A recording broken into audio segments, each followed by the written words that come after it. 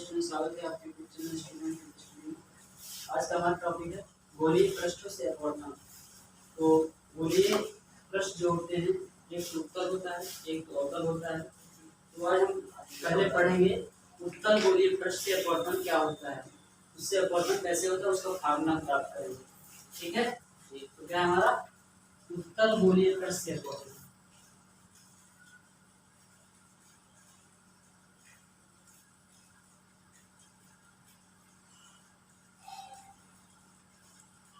इसके लिए हमको फार्मूला प्राप्त करना है अपवर्तन का।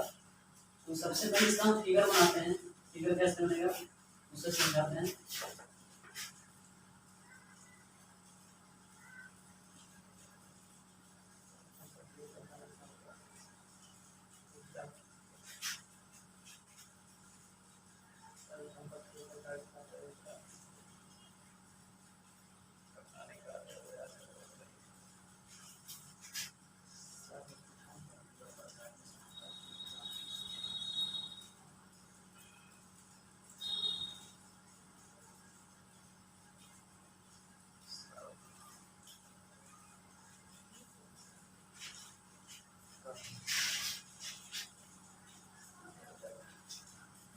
मानते हैं इसका ध्रुव है, ध्रुव क्या है, पी है। ठीक है, और ये क्या है, इसका मुख्य अक्ष है। ठीक है, ये सब पढ़ चुके हो। मुख्य अक्ष क्या होता है, ध्रुव क्या होता है, वक्रता केंद्र क्या होता है, वक्रता त्रिज्या क्या होता है। मानते हैं यहाँ पर इसका वक्रता केंद्र C है। ठीक है, और इसके मुख्य अक्ष पर कोई बिंदु वस्तु को रखा है। बिंदु वस्तु क्या रखा है, को रखा है। अब इस बिंदु वस्तु से किरणें निकलेंगी। कुछ किरणें कहाँ से, मुख्य अक्ष से चली जाएंगी, और जो भी किरणें मुख्य अक्ष से जाएंगी वो टेंशन से सीधा निकल जाएंगी। और कुछ किरणें इस गोलीय पृष्ठ के क्या होंगी, पृष्ठ पर आपतित होंगी। गोलीय पृष्ठ पर क्या होंगी, आपतित होंगी। तो मान लेते हैं कि एक किरण गई जैसे कहाँ से, मुख्य अक्ष से, जो कि बिना चले सीधा निकल गई। इस तरीके से बिना चले सीधा निकल गई। अब एक किरण यहाँ से आपकी हो रही है कि जो है बिंदु वस्तु O से दूसरी किरण निकल रही है, और इस उत्तल गोलीय पृष्ठ के बिंदु माते कहाँ पर, M पर आपकी हो रही है। दूसरी किरण निकली, अब इस उत्तल गोलीय पृष्ठ के बिंदु M पर आपतित हुई। ठीक है, इसे हम आपतित किरण बोल देंगे। अब हमको चाहिए क्या, अपवर्तन होने के लिए अभिलंब चाहिए। अब ये पता है कि ये किसी गोले का कटा हुआ भाग ही होगा। कांच के गोले, खोखले गोले का क्या हुआ, कटा हुआ भाग होगा। अगर हम गोले केंद्र को परिधि से मिला दें तो हमको अभिलंब मिल जाता है।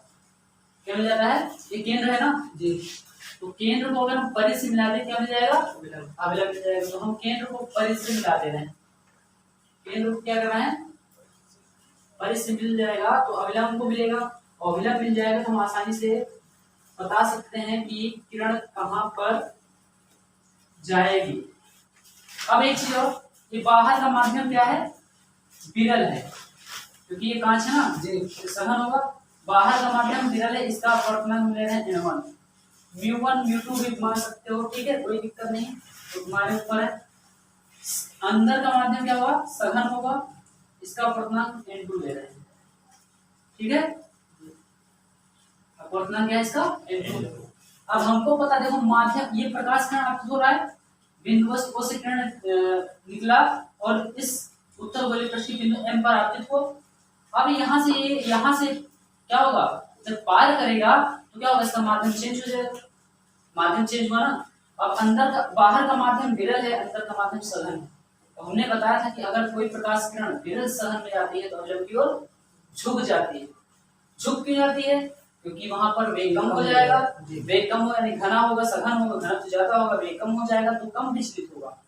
तो अब ये इस किरण कैसे जांचे, ये जो आपकी किरण है इसको जाना चाहिए ऐसे, देखो इस तरीके से जाना चाहिए ना।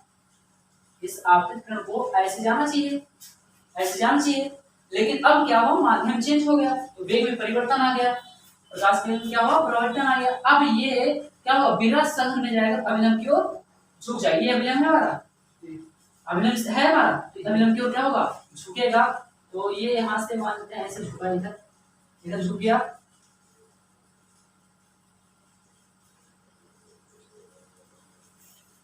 अब ये झुक गया ना, तो यहाँ पर मान दोनों किरणें यहाँ पर मिल रही, यहाँ से आने वाली किरण, यहाँ से आने वाली किरण यहाँ पर मिली, और इस बिंदु को नाम दे रहे हैं आई। आई मतलब प्रतिबिंब। यहाँ पर वस्तु बिंदु वस्तु होगा, क्या बन जाएगा, प्रतिबिंब बन जाएगा। ठीक है। अब यहाँ से हम क्या करते हैं, एक लंब खींच देते हैं एम से इसके मुख अक्ष पर, इसको मिलाएंगे यहाँ से ऐसे, और इसको नाम दे देते हैं एम एन। अब हमको जरूरत पड़ने पर क्या होगा कि जहां जहां एन होगा हम पी रखेंगे, क्योंकि हमको पता है कोई भी दूरी नापेंगे ध्रुव से नापेंगे। कहां से नापेंगे, ध्रुव। पी का मतलब क्या, ध्रुव। तो यहां से नापेंगे, तो ये लगभग ये जो एन है ना, पी के बहुत पास होता है। ये दूरी नगड़ के बराबर होता है, ये पी के बिल्कुल पास होता है। यानी क्या है, पी के बिल्कुल पास होता है। तो इसको जान चाहिए ऐसे, लेकिन माध्यम चेंज हुआ, अभिलंब की ओर झुक गया। जान चाहिए ऐसे ना, अभिलंब की ओर ऐसे झुका, ये अभिलंब है हमारा, अभिलंब की ओर ऐसे झुक गया, तो इसका प्रतिबिंब आई पर बन गया। यहाँ से आने वाली किरण, यहाँ से आने वाली किरण मिली, वहीं पर प्रतिबिंब वस्तु का बन गया। ठीक है, तो इसको हम हटा दे रहे हैं, तो समझाने के लिए बनाया था। अब देखो, ये हमारी कौन सी किरण है, आपतित किरण है। ये कौन सी है, अपवर्तित किरण है। अब हमको पता है ये अभिलंब है, इसको n1 नाम दे दो, अभिलंब n1। अब हमको पता है कि आपतित कोण और अभिलंब के बीच में कोण क्या कहलाता है, आपतन कोण कहलाता है। तो ये वाला एंगल क्या होगा, आई हो जाएगा, आपतन कोण आई। अब ये अपवर्तित किरण है, ये अभिलंब है, ये अपवर्तित किरण है, और ये क्या है, अभिलंब है। अपवर्तित किरण और अभिलंब के बीच में कोण अपवर्तन कोण r होता है, तो ये कोण r हो जाएगा, क्या जाएगा, r हो जाएगा। इतनी बात समझ में आई। अब हम ये एंगल मान लेते हैं, ये अल्फा है, ये बीटा है, और ये गामा है। ठीक, ये अल्फा, ये बीटा, ये गामा। अब यहाँ पर बस का प्रतिबिंब बना है, और इसको हम नाम दे रहे हैं उत्तल गोलीय पृष्ठ M1 M1। तो हम इसमें अगर भाषा लिखना चाहें क्या लिख सकते हैं कि माना कोई उत्तल गोलीय पृष्ठ M1 M2 है, जिसके अक्ष पर कोई बिंदु वस्तु O रखा है। मुख्य अक्ष से कुछ किरणें निकलेंगी जो कि मुख्य अक्ष से ही जाएंगी, मतलब कि बिंदु वस्तु से कुछ किरणें निकलेंगी जो मुख्य अक्ष से जाएंगी, और जो किरणें मुख्य अक्ष से जाएंगी बिना उसके सीधा निकल जाएंगी। कुछ किरणें जो है उत्तल गोलीय पृष्ठ के बिंदु M पर, मान लो एक किरण उत्तल गोलीय पृष्ठ के बिंदु M पर आपतित हो रही है, आपतित हुई। अब यहाँ से क्या, उसका माध्यम परिवर्तित हो गया, यानी कि विरल सघन में जा रहा प्रकाश किरण, तो अभिलंब की ओर क्या हो जाएगा, झुक जाएगा, और ये किरणें कहाँ पर मिलेंगी, आई पर मिलेंगी, और वहीं पर बिंदु वस्तु को का प्रतिबिंब मिल जाएगा। अब मान लेते हैं कि जो विरल माध्यम उसका अपवर्तनांक m1 है, और सघन माध्यम का अपवर्तनांक m2 है। इतनी भाषा हम इसमें लिखी हुई है। ठीक है, तो यहाँ पर हम लिख रहे हैं, माना कोई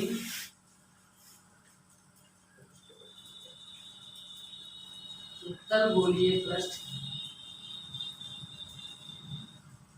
M1 M2 M1 M2 है, जिसके मुख्य अक्ष पर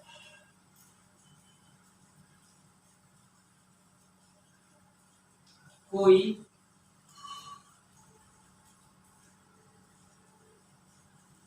बिंदु वस्तु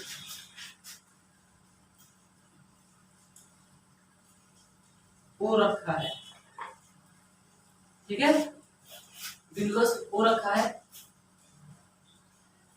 बिंदु वस्तु O से एक किरण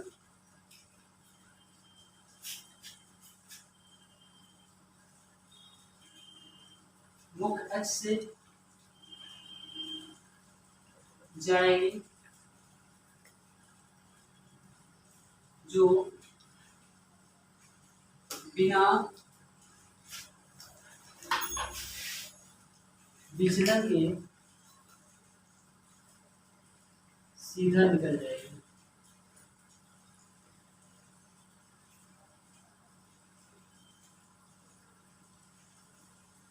निकल जाएगी। ठीक है, तथा बिंदु वस्तु ओ से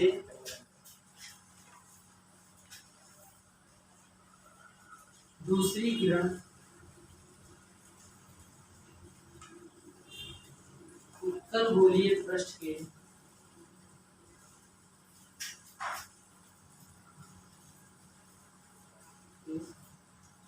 बिंदु M पर, बिंदु M है ना, बिंदु M पर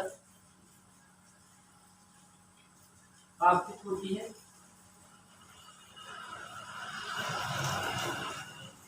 आपतित होती है जिसका अपवर्तन होता है। अपवर्तन होता है। इस स्थिति में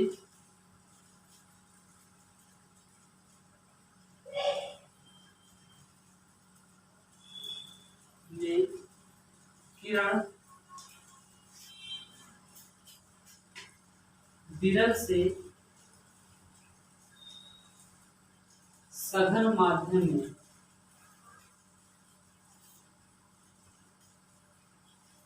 गमन कर रही है। गमन कर रही है, अतः अपवर्तित किरण, अपवर्तित किरण क्या होगी, अभिलंब की ओर झुक जाएगी। झुक जाएगी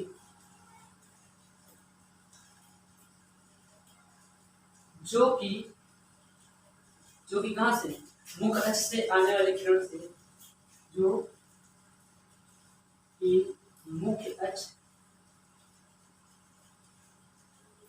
से आने वाली किरण से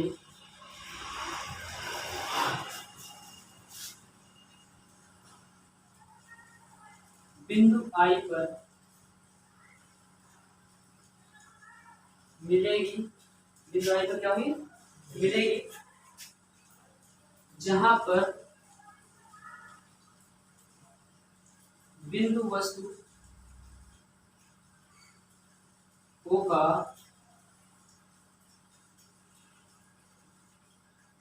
प्रतिबिंब बनेगा।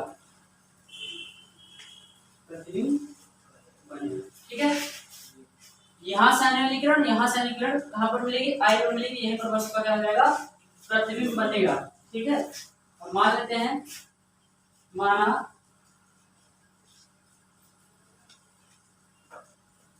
विरल माध्यम का अपवर्तनांक N1 तथा सघन माध्यम का अपवर्तनांक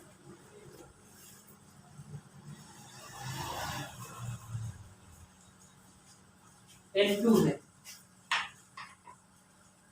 ठीक है, N2 है।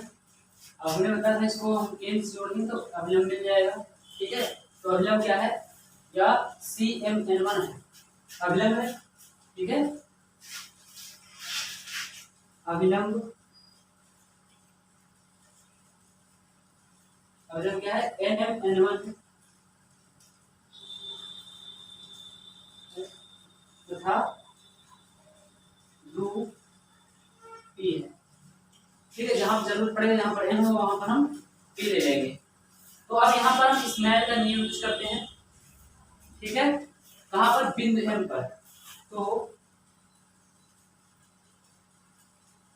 उत्तल गोलीय पृष्ठ के, उत्तल गोलीय पृष्ठ के बिंदु M पर स्नेल के नियम से, स्नेल के नियम से क्या होगा, sine I upon sine R equal to अपवर्तनांक होता है। प्रकाश किरण किसमें जा रहा है? N2 में, और कहाँ से आ रहा है? N1 से।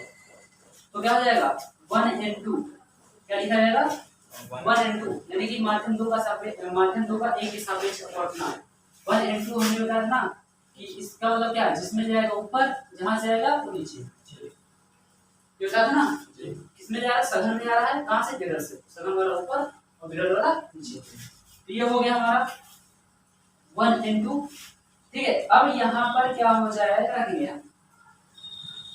Sign I upon sine R, ये क्या कर सकते हैं? N2 अपान N1 रखें, N2 अपान N1, और क्रॉस मल्टीप्लाई करें तो हो जाएगा N1 sign I N2 sign are. अब क्या हो जाए, यदि कोण बहुत छोटे हो जाए,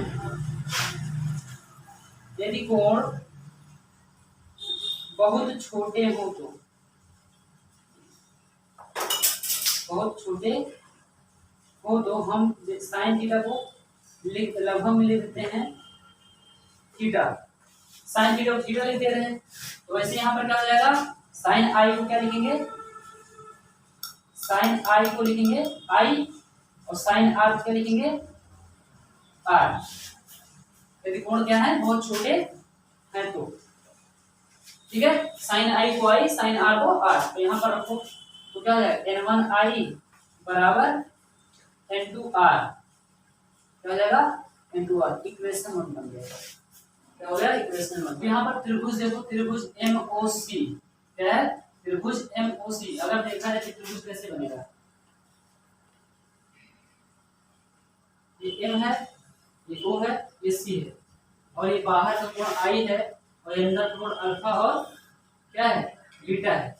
त्रिभुज अगर MOC देखें तो बाहर का कोण अल्फा I है, और अंदर कोण अल्फा और बीटा है। तो यहाँ पर हम लिख देंगे त्रिभुज MOC में बहिष्कोण।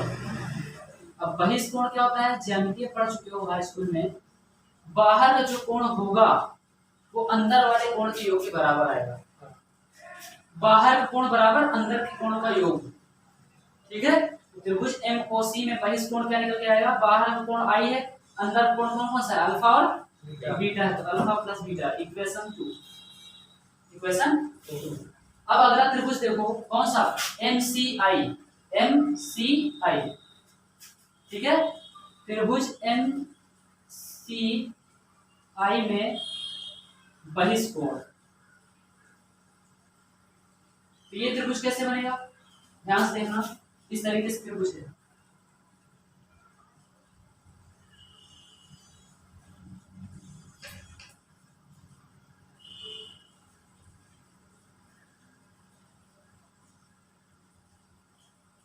इस तरीके से ना, ये क्या है? बीटा है। ठीक है, MCI देखो बीटा है, और ये क्या है? गामा है, और ये वाला आर है। तो बाहर कौन कौन सा हुआ इसमें? MCI, बाहर कौन बीटा हुआ? बीटा। बाहर का कोण बीटा हो गया, तो बीटा इक्वल टू क्या आएगा? R plus gamma.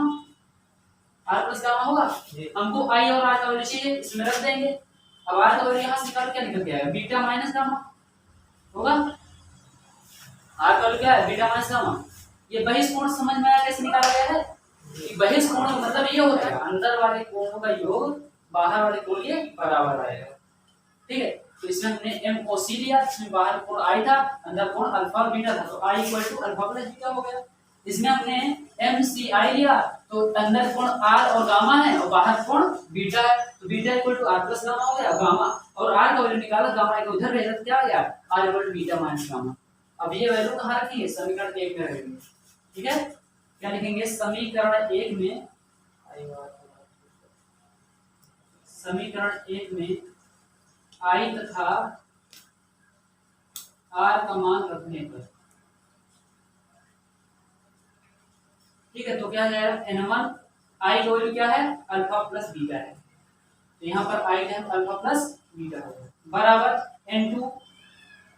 N2 और R क्या है? Beta minus gamma. Beta minus gamma, तो अंदर मल्टीप्लाई करते N1 alpha plus N1 beta बराबर N2 beta minus n2 gamma. ये इतना आया, इसको इक्वेशन बना दो 3 4, इक्वेशन क्या हो गया 4। अब हम अलग अलग त्रिभुज लेंगे, अलग अलग त्रिभुज लेंगे और वहां पर हम tan का यूज करेंगे। तो tan पता है क्या, लंब और आधार आता है, लंब बटे आधार। अगर हम त्रिभुज ले लें कौन सा, MNO, समकोण त्रिभुज MNO बन रहा है, MNO है और इसमें अल्फा कोण, तो लिखेंगे समकोण त्रिभुज, समकोण त्रिभुज MNO में, MNO में क्या है कोण, tan अल्फा है, मतलब अल्फा कोण है tan अल्फा, tan बराबर लंब बटे आधार हुआ, लंब कितना mn है, लंब क्या है mn, आधार कितना है no, क्या हो जाएगा no। ठीक है, अगला त्रिभुज क्या लेंगे MNC, क्या MNC है ना, तो समकोण त्रिभुज, समकोण त्रिभुज MNC में, MNC में कितना कोण है बीटा, tan बीटा हो जाएगा, क्या हो जाएगा tan बीटा। तो लंब mn है और आधार कितना है NC है, बटे में NC हो जाएगा। अगला त्रिभुज क्या है, समकोण त्रिभुज MNI है, समकोण त्रिभुज MNI में, MNI में क्या हो जाएगा tan गामा हो जाएगा, कोण कितना है गामा है, तो tan गामा हो जाएगा और क्या हो जाएगा लंब बटे आधार MN/NI, MN/NI। अब फिर से वही कंडीशन हम क्या करेंगे, यदि कोण बहुत छोटे हो, क्या हो, यदि कोण बहुत छोटे हो, ये जो नोट हो गया है ना, इसको हम हटा दे रहे हैं, यदि कोण बहुत छोटे हैं तो क्या हो जाएगा, tan अल्फा को हम क्या लिखेंगे, tan अल्फा को अल्फा, tan बीटा को बीटा,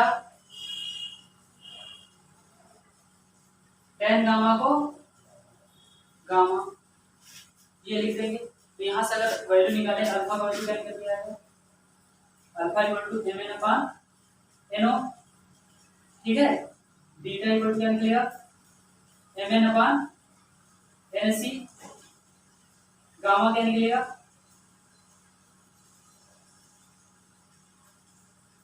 MN/NI निकलेगा।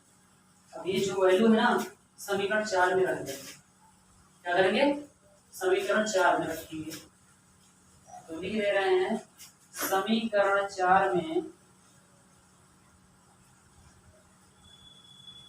किसका वैल्यू, अल्फा बीटा तथा गामा, अल्फा बीटा तथा गामा का मान रखने पर, यहाँ पर हम स्टार स्टार कुछ नहीं मानेगा, ठीक है, सीधा सिंपल नाम, स्टार नहीं माना जाता है, अगर अच्छा लगे स्टार मान दो और उपरोक्त सुपरोक्त नहीं दिखाया जाता है, तो पता ही है हमको, हम इसका डेरिवेशन कर रहे हैं, उपरोक्त नहीं लिखना चाहिए, ठीक है। तो पहले ऊपर दिया हुआ है उत्तर गोलीय प्रश्न का बर्तन, तो हम इसी का फार्मूला लाएंगे ना, हम फिर से लास्ट में ले जाए तो वही बात लिखे कि इसका फार्मूला है, वो तो ऊपर हम जान ही गए कि इसका फार्मूला है, ठीक है। तो स्टार और ये सब नहीं माना जाता है, अच्छा लगे मान लो। तो N1 अल्फा अलग टाइप का नोट्स बनाना है, मान सकते हो MN/NO हो जाएगा, क्या है N1 अल्फा है, अल्फा का वैल्यू क्या है MN/NO, ठीक है, प्लस N1 बीटा का वैल्यू क्या है MN/NC,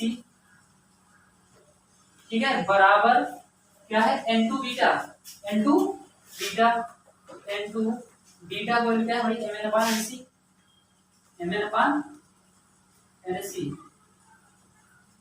ठीक है, माइनस लगा हुआ है, और N2 गामा का वैल्यू कितना है MN/NI, MN/NI।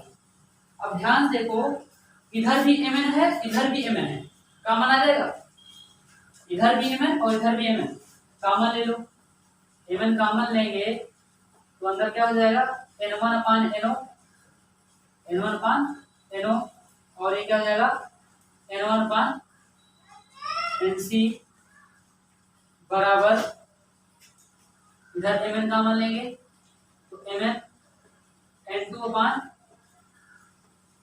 NC, ठीक है, माइनस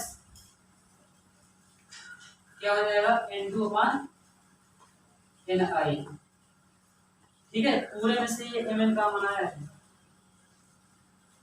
पूरे में से, ठीक। अब Mn से Mn क्या हो गया, कैंसिल हो गया, तो क्या आ गया N1 अपान NO प्लस N1 अपान NC इक्वल में क्या हो जाएगा N2 अपान NC माइनस N2 अपान Ni, ठीक है। ये निकल के आया। अब हमने शुरू में क्या कहा था कि जहां जहां जरूरत पड़ने पर जहां जहां n होगा वहां पर हम p रखेंगे, ये बताया था ना। तो ये लगभग बिल्कुल पास में होता है, क्या होता है n p के बहुत निकट होता है, निकट होता है, अतः n की क्या रखेंगे p रखेंगे, इनकी यहाँ क्या रखेंगे p रखेंगे, नीचे तक तो नहीं रखेंगे। तो यहाँ पर क्या हो जाएगा N1 upon PO plus N1 upon PC हो जाएगा इक्वल में N2 upon PC minus N2 upon PI, इसको इक्वेशन 5 हो। अब यहाँ थर्ड स्टेप में मान लेना, पांचवा हमने समीकरण माना है, ठीक है। अब हर चीज में हम स्टार माने समीकरण लिखे हैं, ये सब नहीं किया जाता है। N1 upon PO plus N1 upon PC equal to N2 upon PC minus N2 upon PI। अब देखो ये सब क्या है, P से O तक की दूरी, P से O तक की दूरी वस्तु की दूरी क्या है, P से O तक की दूरी वस्तु की दूरी है। PC क्या है, P से C तक की दूरी वक्रता केंद्र की दूरी, ध्रुव से वक्रता केंद्र तक की दूरी को वक्रता त्रिज्या बोलते हैं, इसको कैपिटल R से लिखा है। P से I तक की दूरी, I क्या प्रतिबिंब है, यानी ये ध्रुव से I तक की दूरी क्या है, प्रतिबिंब की दूरी है, प्रतिबिंब की दूरी को V से लिखा जाता है, ठीक है। अब यहाँ पर देखो क्या करेंगे, ध्रुव से हम कोई भी दूरी नापेंगे, कहाँ नापेंगे, ध्रुव से नापेंगे, ध्रुव से वस्तु की दूरी क्या हो जाएगी, ये वस्तु है ना, बिंदु वस्तु O है, इसकी दूरी क्या हो जाएगी U हो जाएगा, और किसमें होगा माइनस में होगा, क्यों होगा, क्योंकि यह प्रकाश किरण के विपरीत आ रहा है ना, प्रकाश किरण उधर जा रहा है, अगर प्रकाश किरण जिस दिशा में जाएगा उधर दूरी नापेंगे तो प्लस, और प्रकाश किरण के विपरीत आएंगे तो दूरी माइनस। या ऐसा समझो कि अगर इधर जाएंगे प्लस, इधर आएंगे तो माइनस, ऊपर जाएंगे प्लस, नीचे जाएंगे माइनस। या प्रकाश किरण की दिशा में दूरी नापेंगे तो प्लस, प्रकाश किरण की विपरीत दिशा में दूरी नापेंगे तो माइनस। इसमें हम ये वाला जो वस्तु की दूरी है, प्रकाश किरण उधर जा रहा है, दूरी हम इधर नाप रहे हैं, कितना जाएगा माइनस u हो जाएगा, यानी PO का वैल्यू क्या हो जाएगा माइनस u। अब ये क्या है, वक्रता केंद्र है, ठीक है, क्या है ये वक्रता केंद्र। अब ध्रुव से वक्रता केंद्र की दूरी क्या हो जाएगी, वक्रता त्रिज्या हो जाएगी, क्या हो जाएगी वक्रता त्रिज्या, वक्रता त्रिज्या कैपिटल R से लिखा जाता है, प्लस में होगा माइनस में, प्लस में होगा क्योंकि उधर जाएंगे, ठीक है, क्या रहेगा प्लस में हो जाएगा, क्योंकि प्रकाश किरण जिधर जा रहा है उसी तरफ हम भी जा रहे हैं, उसी तरफ दूरी नाप रहे हैं, ठीक है। आगे क्या है, I क्या है, बस प्रतिबिंब है, तो अगर हम ध्रुव से नापते हैं प्रतिबिंब की दूरी, कहां से, ध्रुव से प्रतिबिंब की दूरी, ध्रुव से प्रतिबिंब की दूरी, प्रतिबिंब की दूरी को V से लिखा जाता है, ठीक है, ध्रुव से प्रतिबिंब की दूरी है क्या होगा प्लस का V, प्लस क्यों होगा, क्योंकि जिधर प्रकाश किरण जा रहा है उसी तरफ क्या रहा है दूरी मापा है। तो यहाँ पर हम लिख दे रहे हैं कि जो है वस्तु की दूरी, वस्तु की दूरी P को बराबर माइनस U, P को बराबर माइनस U। प्रतिबिंब की दूरी, प्रतिबिंब की दूरी क्या है PI प्लस का V, प्लस का V, वक्रता त्रिज्या प्रतिबिंब की दूरी पीआई से लिखा गया है प्लस का वी हो जाएगा। वक्रता त्रिज्या ये क्या है, पीसी है, पी से सी तक की दूरी वक्रता त्रिज्या कहलाएगी। ये भी प्लस आर होगा। अब ये वैल्यू यहाँ रख दो, चिन्ह सहित ये वैल्यू क्या करेंगे इसमें रखेंगे समीकरण 5 में। समीकरण 5 में चिन्ह सहित ये वैल्यू रखेंगे क्या हो जाएगा, n1/po, po क्या है minus u, plus n1/pc, pc क्या है प्लस का r है, ठीक, बराबर n2/pc, ये भी क्या है r ही होगा, माइनस n2/pi, pi क्या है v है, वो भी क्या है प्लस में। ठीक है, अब क्या करेंगे हम, जो है यहाँ पर n2/v है, यहाँ पर r है, फिर इसको उधर भेजो, इसको इधर ले आओ, इसको इधर लाएंगे क्या होगा n2/v प्लस में हो जाएगा, ये माइनस में इधर आएगा प्लस में जाएगा, और माइनस में क्या है n1/u बराबर क्या है n2/r माइनस n1/r हो जाएगा। इतना क्लियर है। तो यहाँ पर अगर हम क्या करें, जो है इसमें से n1 कॉमन ले लें, ये तो हो जाएगा n2/n1 और पान में भी हो जाएगा, लेकिन इसके साथ n1 नहीं है तो n1 का भाग लग जाएगा, इसमें n1 क्या हो जाएगा भाग हो जाएगा, और माइनस 1 पान क्या हो जाएगा u हो जाएगा, और इसमें भी n1 कॉमन लो, यहाँ पर क्या हो जाएगा n2/n1 बटे में r, और माइनस क्या हो जाएगा यहाँ पर क्या हो जाएगा 1/r हो जाएगा, 1/r हो जाएगा। अब n1 से n1 क्या हो जाएगा कैंसिल हो जाएगा। ठीक है, n1 से n1 क्या हो जाएगा कैंसिल हो जाएगा। अब यहाँ पर हम क्या करेंगे, क्या मान लेंगे, यदि पहला माध्यम क्या है, पहला माध्यम वायु है, क्या है वायु है, तो वायु के लिए n1 बराबर 1 हो जाएगा, n1 बराबर 1 हो जाएगा, और n2 बराबर रख देते हैं m, n2 बराबर क्या रख देते हैं n रख देते हैं। इसको आगे हम रखेंगे क्या हो जाएगा,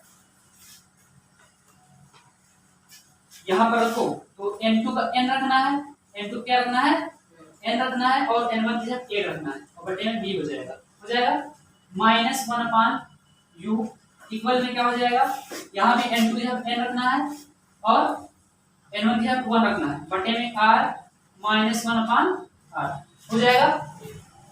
तो ये क्या निकल के आएगा n/v माइनस 1/u इक्वल में क्या हो जाएगा, तो n से n को 1 से भाग देंगे तो n ही आएगा, तो n/r बराबर minus 1/r, n/v minus 1/u, यहाँ से r कॉमन लेंगे, या दोनों का हर बराबर है ना जी, तो एलसीएम r ही आ जाएगा, और ऊपर हो जाएगा n-1, n-1 ये होता है उत्तल गोलीय पृष्ठ से अपवर्तन का फार्मूला। तो यही फार्मूला क्या आएगा अवतल गोलीय पृष्ठ के लिए, यही फार्मूला अवतल गोलीय पृष्ठ के लिए आएगा, यही फार्मूला उत्तल गोलीय पृष्ठ के लिए आएगा। उसके लिए फिगर इस तरीके से बन जाएगा। तो ये हम अगले लेक्चर में बता देंगे अवतल गोलीय पृष्ठ से ये उत्तल गोलीय पृष्ठ का अपवर्तन फार्मूला हो गया क्या है n/v - 1/u = n - 1/r। ये